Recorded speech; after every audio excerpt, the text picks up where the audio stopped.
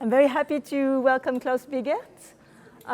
Claus is going to talk to us about his own way of being a journalist. So you're going to learn about what kind of journalism is into.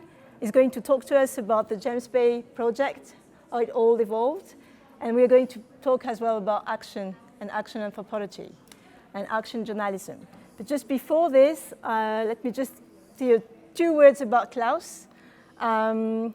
He's a well-skilled person. He is as much as a freelance writer than a filmmaker, but also a journalist, a radio journalist, and a book author. And when I first heard about Claus Biegert and Rainer Wittenborn, the first thing I've heard from Claus, that he was an anthropologist. But nowhere is to be seen that he's an anthropologist. He's going to talk about this in a minute. He's been working since the 1970s extensively in collaboration with indigenous peoples from North and South America. And he will tell us about this, how he considers being an activist and a journalist. But he was as well a lecturer at the German School of Journalism, and is the advisory board member of the Society for Threatened Peoples. We'll tell more about this later. And he's also founder of the World Uranium Hearing. We'll see in the exhibition, we talk a lot about nuclear testing, and Claus is a real expert on uranium mining, and will tell us more about this as well. And is as well, since 1998, the director of the Nuclear Free Future Award. And he lives in Munich. So the thing that we're going to discuss, but of course he's going to talk to you, but I will start asking some questions. And I think we talk about 40 minutes together, and then you're very much welcome to ask questions yourselves, okay? So as I first told you, I've come to hear about the James Bay project in 2004, when I was working for my PhD thesis. And I was very much interested in looking at the exchange of practices between artists and anthropologists. And I wanted to understand how sometimes anthropologists convert themselves into artists to work in the field, and how artists work as anthropologists. And I came to hear about these fantastic collaborative projects between, let's say, in the book I was reading, an anthropologist called Claus Biegert and an artist called Rainer Wittenborn. And together, they did an extensive survey and research on an hydroelectric dam, which is in the James Bay. But then I came to learn Claus and to know him. And actually it came to me that he's not at all an anthropologist. So he's a journalist working with indigenous peoples, and maybe the first question I wanted him to respond and to tell you, how for you, Claus, is this a difference, or how do you see the difference between being a journalist, working with indigenous peoples, and what the difference with what you would have been if you had been an anthropologist? Well, I don't see a difference. And I was rubbing shoulders with a lot of anthropologists of my age in Munich, and who wanted to explore new fields. Mm-hmm. The environment, the relationship of indigenous peoples with the natural world. And my entry into all this was through Akwasi Notes, which was published by the Mohawk Nation. You have one issue in the vitrine at the entrance. And whenever I went to North America, my first stop was at Akwasi Notes. Okay. And at the very first stop, that's interesting. I was with a colleague of mine, and we both had book contracts. And we asked the editorial staff of Akwasi Notes, we have 6 weeks available. Could you give us contacts and design a route for us? Because we want to interview as many people as possible. Mm-hmm. And they said, well, we are afraid if you tell them that you are doing books, nobody will talk to you. Because who did books before? They were all anthropologists. Mm-hmm. And the native people who provided them with their knowledge were happy to see a book that was the best. And the person who interviewed them had stepped up on the ladder in their career. So to write a book has a bad image. We know that you are different, that you are coming a long way talking to people who nobody talks to right here. And then we said, well, we also are working on a radio project, a 1-hour radio feature. And he said, well, that's completely the opposite. No radio reporter travels to the reservation.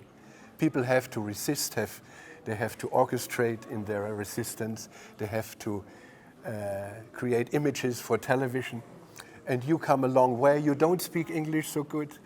That creates trust because they don't speak English so good. Mm-hmm. And if they have doubts, they should call us, because sometimes they are afraid that the FBI might come in the disguise of a journalist. Okay. Yeah, so that's how I entered the indigenous world. And I'm doing this since 1973, and the return creates the trust. And through Akwasi Notes, I learned about James Bay. Can you tell us what happened in 1977 in Geneva? You were in Geneva for the conference. If you've seen an exhibition on the first part, there's this information about the big conference that was made here in Geneva in 1977 to address the discrimination of indigenous peoples. And can you tell us about what you were doing in Geneva in 1977? Well, of course, and I learned in my travels in early 77, most of my Indian friends said, we're coming to Europe soon. So I learned about the Geneva conference in North America. And then, of course, it was great to see them all here. And I had the task to put together a speaking tour. Mm-hmm. The Society for Threatened Peoples wanted to use the opportunity, but none of the people here knew about our plan. So I had to convince them to stay longer, and the tickets had to be changed, and they had to talk to their families that they stay longer. But after Geneva, they traveled to Switzerland, Austria, and Germany, and it was the beginning of a network, a support network. And today, most of the native activists who are still alive, many who were in Geneva at that time are not among us anymore, they said the bridge to Europe really was a major push for us, and the entry of to the United Nations. That's when the Working Group of Indigenous People started, and that's a long story alone. I would like to go back to the James Bay project now. Could you tell us about this project? How did it come from? What was the first ideas? Why did you travel with Rainer as an artist? Did you decide to do it together? Can you tell us a bit more? Yeah, well, Rainer was always interested in the impact of our civilization into other areas. But he always worked with available information in books, television, and magazines. And when I came back from Akwasi and talked about James Bay, he said, that might be something like a field work.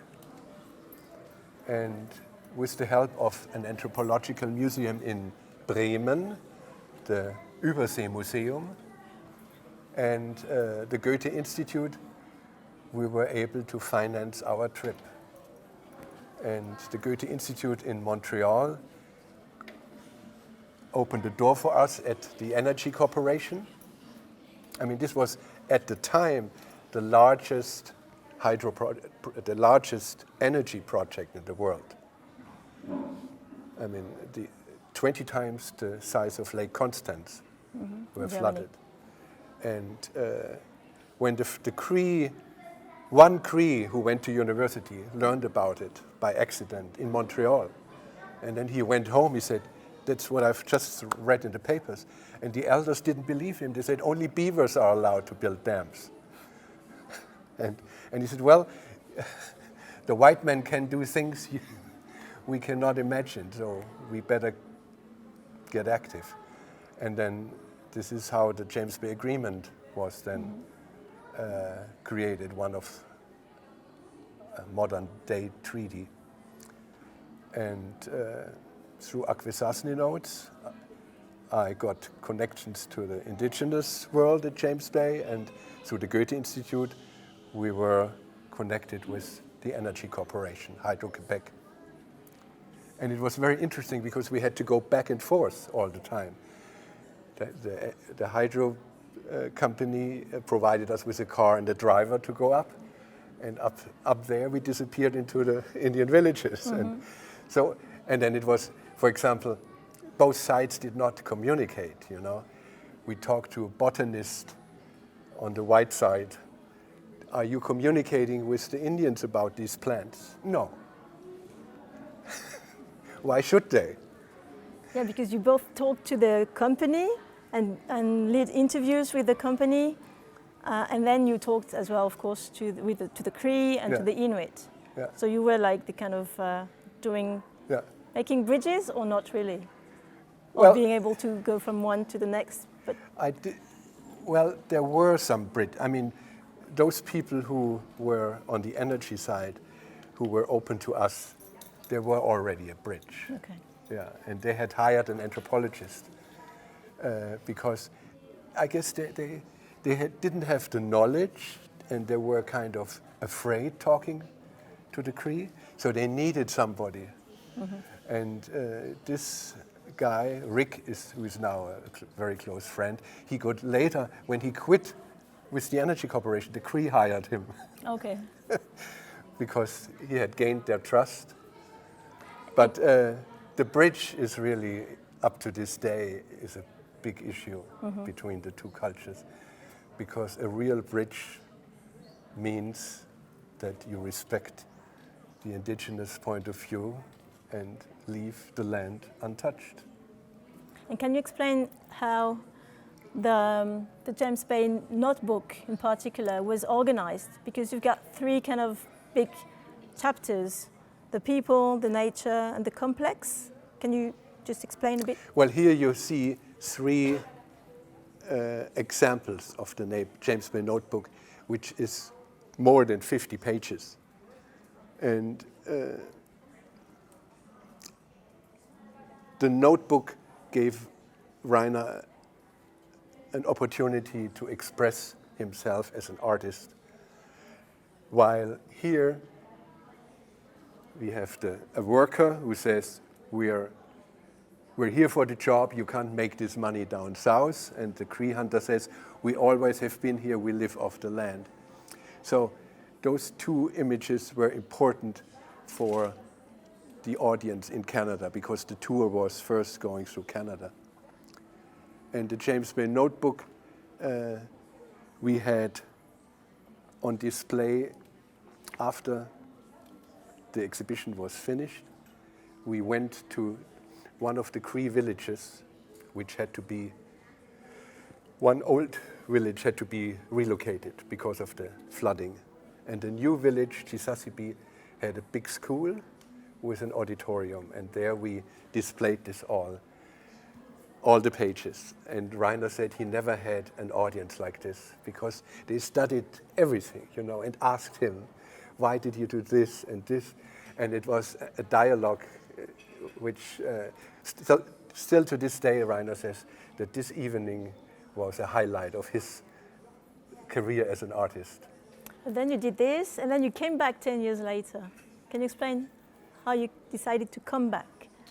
Because sometimes, you know, journalists, they come and they go and they never come back. Well, I went after our first field work of 4 months. I realized I have to come back and come back and come back. So I went back about 3 times before the exhibit was finished. And this alone was a chance to get things which we didn't get at the first visit, because people needed to know us first. And 10 years later, they wanted to enlarge the reservoir to the north. So we figured there's a new step of resistance. They built a canoe. They built a boat which was part canoe, part kayak, part Cree, part Inuit, and sailed and paddled down the Hudson River to New York. And I was in New York when they arrived. And then they went to the United Nations. And all of a sudden, a guy waves out of the crowd. He says, "Klaus, do you remember me?" And I said, "No, I was the policeman in Fort George." The village they had to relocate, but on our first visit, Fort George was still there. They only had one policeman, that was him. "Oh, yeah, we were sitting at the river one evening, drinking and talking, you remember?" So it came back, and then he said, "Well, I quit being a policeman because of you." I said, "How come?" "Well, I was so impressed that the two of you come over to analyze our situation and let us participate in your work, that I quit and went to Montreal and studied political science." And then he became a chief, and years later he was the Grand Chief of the Cree Nation. And then I realized you never know what the impact of your work can be. It makes me think about one question I wanted to ask you regarding what you call action. You told me action anthropology. So how do you describe this? Action anthropology and having an impact. Can you tell us? Well, action anthropology, when I start talking about action anthropology, we move away from James Bay. Yeah. So Would you like to stick to stay in James Bay? No, I just wanted to make sure that you are satisfied with James Bay, or maybe we can change our concept. And if you have questions about James Bay and our work there, you might ask now, because when I switch to action anthropology, we go away from the north. Do you have any question regarding? There's a barium work you've done as well, which is quite extensive work. Yeah. Rainer collected plants and pressed them the old-fashioned way, like a botanist would have done it 100 years ago. And then we asked which is the most traditional Cree village, and they said Wiminchi is the best place to ask elders about the medicinal use of plants. And here you see a photograph where he gets the information from the Cree, and it's just an example what you see here. So when we had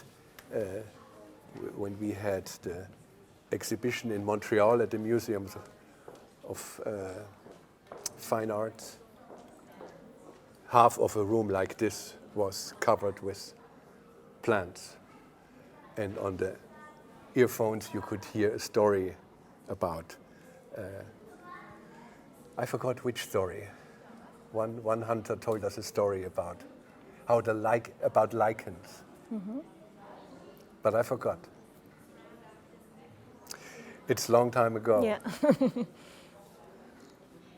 I have a question. The notebook, is it a collaborative work between you and Rainer, or is it his work? Because there are a lot of beautiful drawings that he made, also all the information that's compiled in each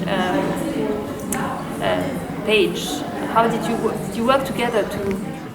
Yeah, but in the end, it's his work. I mean, we also did a book together, and for the book, I moved into the apartment of the Wittenborns to make sure I'm not getting involved in other projects. So you had to live with them. So for 3 months, I lived with them till the book was done. I need discipline, otherwise I have a lot of different things during a day. When you look at the notebook, all the compositions you see is Rainer's view of things. I mean, the collaboration did not go as far that I did interfere with his aesthetics. Yeah. So the collaboration was on the look during the trip. I was the photographer, I was the interviewer. So some of the photographs in the notebook are yours as well? All of them. All of them? Yeah. All of the photographs? Besides the old ones, which were given to us by the Cree. So we were more like the photographer, okay. Yeah. I have a question on how was it then shared afterwards? So it's clear the part of the collecting the information, but then how was this shared with the public? Well, I told you the first place the notebook was on display was at the school of Chisasibi. And the Cree had a chance to say, there's a mistake. And there's something missing. And so he was able to follow those corrections. And what was the life of the notebook afterwards? Well, the whole work traveled around the world for 10 years, mostly with the help of the Goethe Institute. And it was at the Biennale in Sao Paulo, Brazil, and it went to Thailand.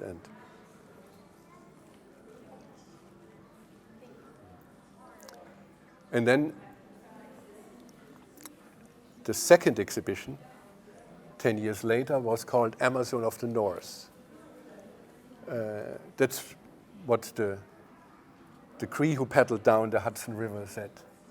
It's not only the rainforest. We are also a very fragile ecosystem.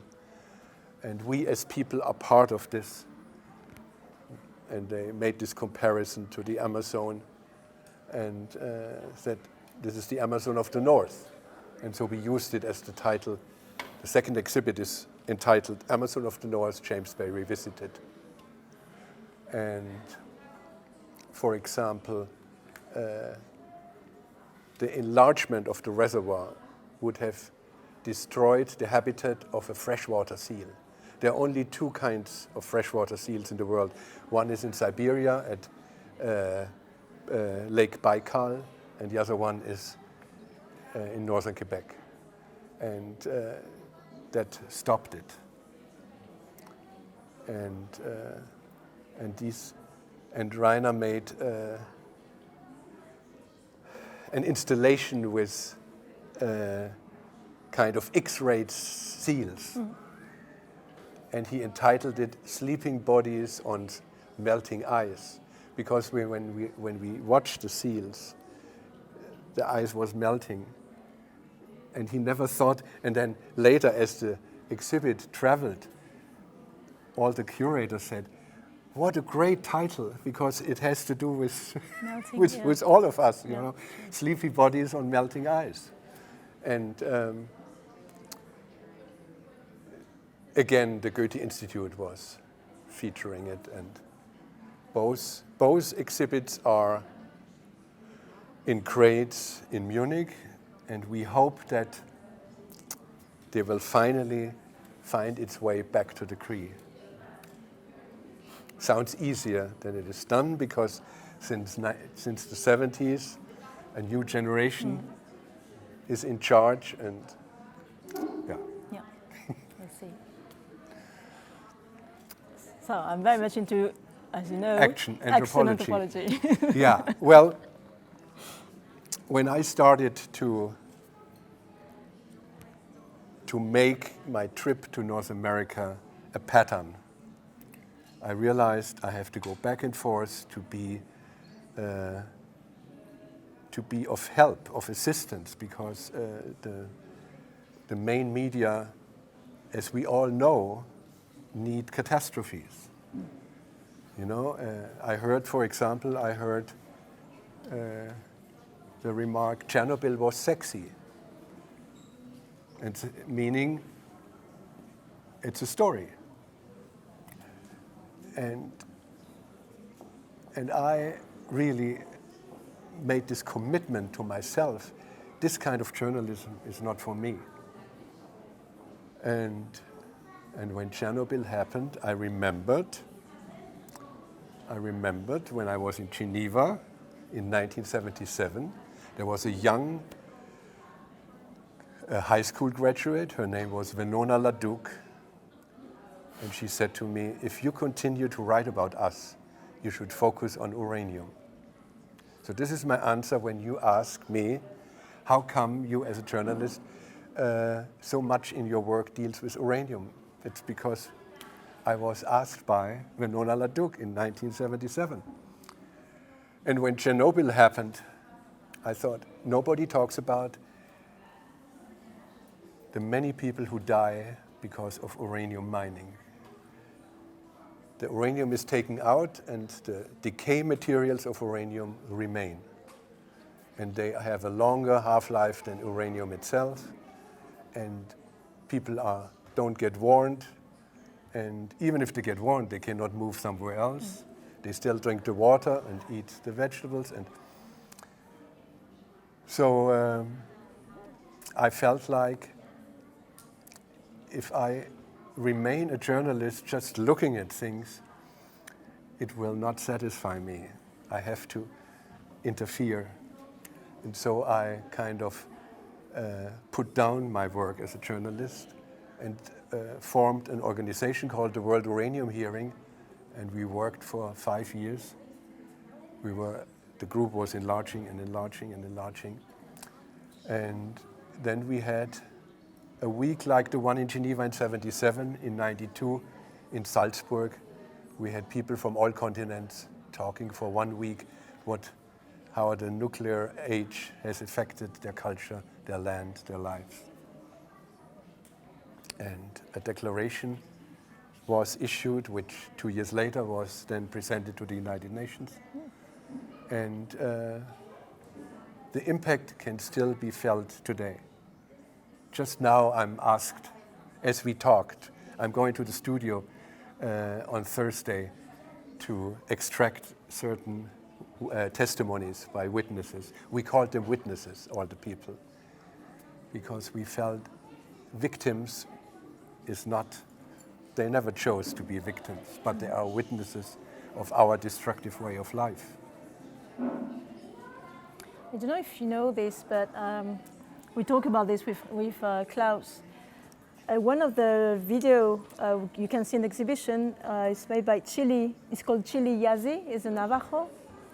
And he tells us that his father was working on the mine, uranium mining. And actually the uranium was used to do the nuclear testing in the Marshall Islands. And the Navajo Nation is the only nation who sent formal apologies to the Marshallese when the US never did. So this is something he tells us as well. Yeah.